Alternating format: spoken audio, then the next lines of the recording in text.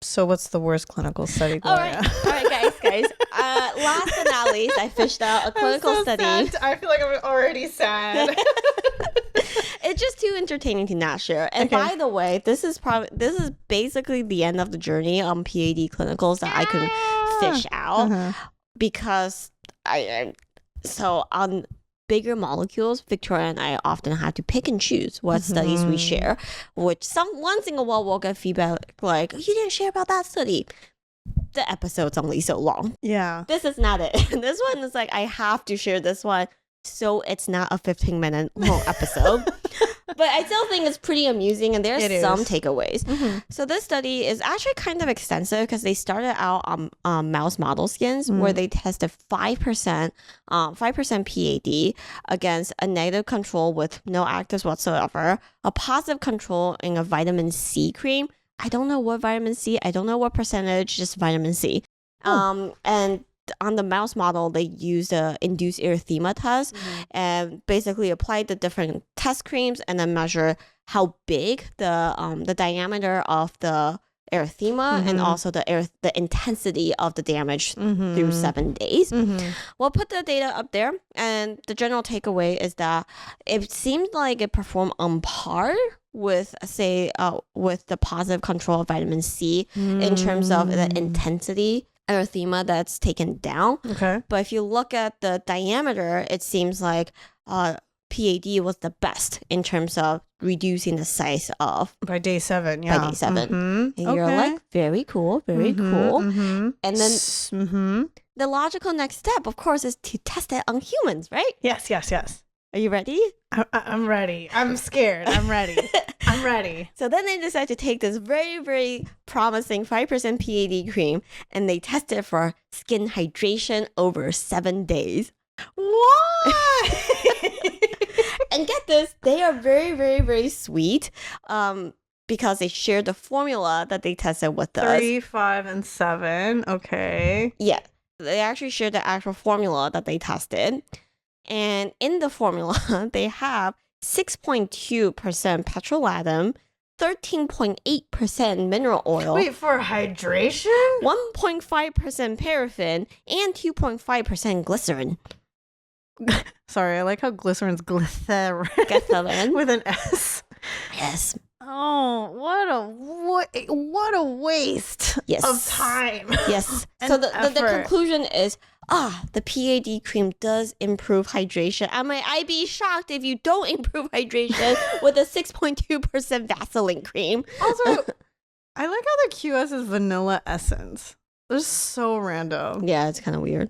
Wow. Yeah. So I just had to share the study of sometimes you... It's so sad because there's clearly promise in the mouse model.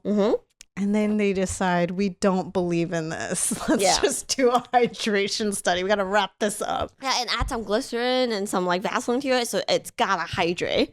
But then the conclusion is like, PAD is very promising for skin barrier treatment. Oh, good Lord. Yeah, no, exactly. I'm like, I almost wish they like save some of the money and then just put it into a longer test, look for any other indication, and then the in vivo part of it also wasn't placebo controlled, so it wasn't even more hydrating than just Vaseline. So yeah. You know what's funny is like I feel like, okay, this is like summertime is the time that I watch a lot of like trashy TV.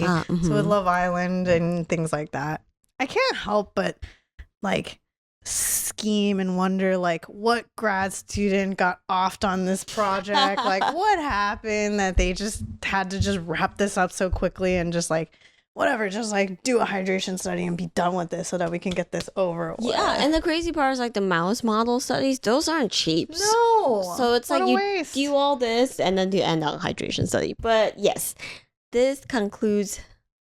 Also, I just gotta say this must not be this has to be a foreign study because like mineral oil is spelled with 2 I's, like Vaseline doesn't have an E, like paraffin's 1F. like, I don't know what's happening, so like okay, interesting. Yeah. Actually, I think this was done in Indonesia. I'm not sure. Okay. Yeah, it is one of the foreign studies. So I was like, oh, sad days. Yes. Okay. So fine.